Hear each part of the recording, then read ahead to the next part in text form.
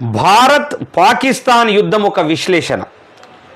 అయితే జమ్మూ కాశ్మీర్లో పర్యాటకులపై పాక్ ప్రేరేపిత ఉగ్రవాద మూకాల కాల్పులతో ఇరు దేశాల మధ్య ఏర్పడిన ఉద్రిక్త వాతావరణం రెండు దేశాల మధ్య యుద్ధానికి దారితీసింది.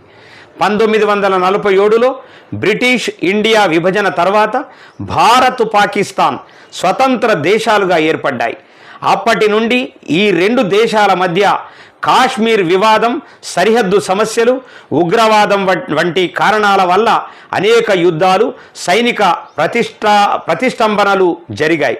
1947, 1948, 1965, 1971, 1999 కార్గిల్ యుద్ధం వంటి ప్రధాన యుద్ధాలతో పాటు 2025లో ఆపరేషన్ సింధూర్ వంటి సైనిక చర్యలు ఈ రెండు దేశాల మధ్య ఉద్రిక్తతలను పెంచాయి. ఈ యుద్ధాలు రెండు దేశాలకు మధ్య తీవ్రమైన స్పర్ధలు తెచ్చిపెట్టాయి.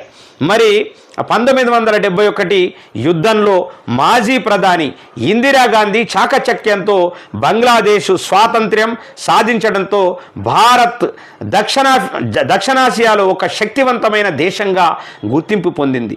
ఈ యుద్ధం భారత్ యొక్క రాజకీయ ప్రభావాన్ని పెంచింది, పాకిస్తాన్ యొక్క భౌగోళిక శక్తిని బలహీనపరిచింది. యుద్ధం అనంతరం ఇందిరాగాంధీ ఉక్కు మహిళగా ఖ్యాతిగాంచింది. ఆ తర్వాత కాలంలో అడపాదడప ఇరు దేశాల మధ్య చెదురుమదు సంఘటనలు జరుగుతున్న అనేక సందర్భంలో పాక్ కవ్వింపు చర్యలకు భారత్ సమాధానం చెబుతూనే ఉంది.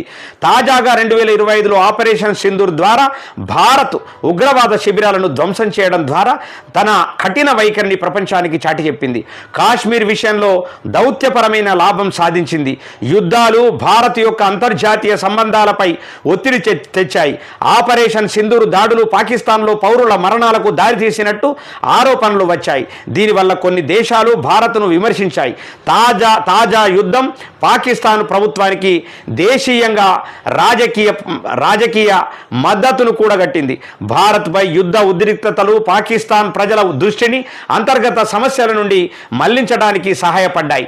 పాకిస్తాన్ రాజకీయంగా అనేక యుద్ధాలలో ఓడిపోయింది. ముఖ్యంగా 1971లో తూర్పు పాకిస్తాన్ బంగ్లాదేశ్ను కోల్పోయింది. ఇది దేశం యొక్క రాజకీయ స్థిరత్వాన్ని బలహీనపరిచింది. తాజా దాడిలో పాకిస్తాన్ యొక్క అంతర్జాతీయ ఇమేజ్ను మరింత దెబ్బతీశాయి. ఎందుకంటే ఉగ్రవాదానికి మద్దతు ఇస్తున్న దేశంగా ఆరోపణలు ఎదుర్కొంది. ఆపరేషన్ సింధూర్ భారత్ యొక్క రక్షణ సామర్థ్యం ప్రపంచానికి వెలుగెత్తి చాటింది. గత కొంతకాలంగా భారత రక్షణ రంగంలో ప్రైవేటు పెట్టుబడులు ప్రోత్సహించడం ద్వారా ఆయుధాల ఉత్పత్తి, సైనిక ఆధునీకరణలు వంటివి దేశీయ పరిశ్రమలకు ఊతం ఇచ్చాయి. 2025లో S-400 క్షిపణి వ్యవస్థ వంటి అధునాతన రక్షణ వ్యవస్థలు భారత్ యొక్క సైనిక సామర్థ్యాన్ని పెంచాయి. దేశీయంగా యుద్ధాలు భారత్ ఆర్థిక వనరులను గణనీయంగా ఖర్చు చేశాయి. సైనిక ఖర్చులు అభివృద్ధి కార్యక్రమాలను నుంచి వనరులను మళ్లించాయి. అభివృద్ధి చెందుతున్న భారత్ లాంటి దేశాలకు యుద్ధాలు తీవ్రమైన భారాన్ని తెచ్చిపెడుతున్నాయి. 2020-21 సరిహద్దు సంఘర్షణలు, 2025 ఆపరేషన్ సింధూర్ వంటి చర్యలు ఆర్థిక ఒత్తిడిని పెంచాయి. యుద్ధాలు పాకిస్తాన్కు అమెరికా, చైనా వంటి దేశాల నుంచి సైనిక ఆర్థిక సహాయాన్ని తెచ్చిపెట్టాయి. ఉగ్రవాద వ్యతిరేక యుద్ధంలో భాగంగా అమెరికా నుండి ఆయుధ సహాయం గణనీయంగా లభించింది. పాకిస్తాన్ తన వక్రబుద్ధిని భారత్పై ప్రయోగించింది. పాకిస్తాన్ ఆర్థిక వ్యవస్థ యుద్ధాల వల్ల తీవ్రంగా దెబ్బతింది. 1971 యుద్ధం తర్వాత తూర్పు పాకిస్తాన్ను కోల్పోవడము దేశ ఆర్థిక స్థిరత్వాన్ని దెబ్బతీసి ఆర్థిక సంక్షోభానికి దారితీసింది. నేడు పాకిస్తాన్ సగటు పౌరునికి కనీసం ఆహారం అందించే పరిస్థితి లేకుండా పోయింది.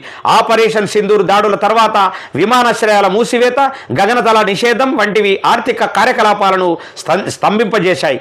తాజా యుద్ధం భారత్లో జాతీయ ఐక్యతను పెంచాయి. 1971 యుద్ధం, కార్గిల్ యుద్ధం వంటి సందర్భాలలో ప్రజలు సైన్యానికి మద్దతుగా నిలిచారు. దీనివల్ల దేశభక్తి బలపడింది. కానీ సరిహద్దు ప్రాంతాలలో నివసించే ప్రజలు యుద్ధాల వల్ల తీవ్రంగా నష్టపోయారు. LOC వద్ద జరిగిన కాల్పులలో 3 పౌరులు మరణించారు. ఇది స్థానికులలో భయాందోళనలకు సృష్టించింది. యుద్ధ ఉద్రిక్తతలు పాకిస్తాన్లో జాతీయ గుర్తింపును బలోపేతం చేశాయి. ముఖ్యంగా కాశ్మీర్ విషయంలో ప్రజల ఐక్యతను పెంచగా యుద్ధాలు పాకిస్తాన్లో పౌరుల జీవన ప్రమాణాలను దిగజార్చాయి. 2025 ఆపరేషన్ సింధూర్ దాడులలో 26 మంది పౌరులు మరణించారని, 46 మంది గాయపడ్డారని పాకిస్తాన్ అధికారులు పేర్కొన్నారు. దీనివల్ల సామాజిక అస్థిరత పెరిగింది. భారత్ యొక్క సైనిక శక్తి యుద్ధాల ద్వారా బలపడింది. 2025లో భారత్ యొక్క 22 లక్షల సైన్యం, 4200 యుద్ధ ట్యాంకులు, S-400 క్షిపణి వ్యవస్థ వంటి ఆధునిక ఆయుధాలు దాని వ్యూహాత్మక ఆధిపత్యాన్ని పెంచాయి. యుద్ధాలు చైనా వంటి ఇతర దేశాలతో సరిహద్దు ఉద్రిక్తతలను పెంచాయి.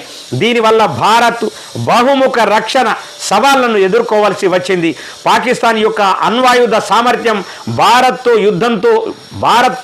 యుద్ధంలో ఒక వ్యూహాత్మక భయాన్ని సృష్టించింది.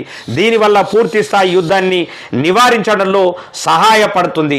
పాకిస్తాన్ సైనిక సామర్థ్యం భారత్తో పోలిస్తే బలహీనంగా ఉంది. 2025 గణాంకాల ప్రకారం పాకిస్తాన్ సైన్యం 12వ ర్యాంకులో ఉండగా భారత్ 4వ ర్యాంకులో ఉంది. దీనివల్ల యుద్ధంలో పాకిస్తాన్ తీవ్ర నష్టాలను ఎదుర్కొనే అవకాశం ఉంది. ముగింపు: భారత్ పాకిస్తాన్ యుద్ధాలు రెండు దేశాలకు లాభ నష్టాలను తెచ్చిపెట్టాయి. భారత్ రాజకీయ వ్యూహాత్మక ఆధిపత్యాన్ని సాధించగలిగినప్పటికీ ఆర్థిక సామాజిక నష్టాలను ఎదుర్కొంది. పాకిస్తాన్ యుద్ధాల ద్వారా అంతర్గత ఐక్యతను, విదేశీ సహాయాన్ని పొందినప్పటికీ ఆర్థిక సంక్షోభం, రాజకీయ అస్థిరత, సైనిక బలహీనత వంటి సవాళ్లను ఎదుర్కొంది. ఏది ఏమైనా ఒకటి మాత్రం నిజం: పాకిస్తాన్ మిలిటరీ వ్యూహాలను తిప్పికొట్టడంలో భారత్ సైన్యం సమర్థవంతంగా తిప్పికొట్టింది. సైనిక పరంగా పాకిస్తాన్ ఎంతటి బలహీనమైన దేశమో యావత్తు ప్రపంచానికి ఎరుకలోకి తెచ్చింది అని అద్భుతమైనటువంటి ఒక విశ్లేషణ చేసిండు మన దొమ్మాట వెంకటేష్ అన్న, మన ఫ్రీలాన్స్ జర్నలిస్టు.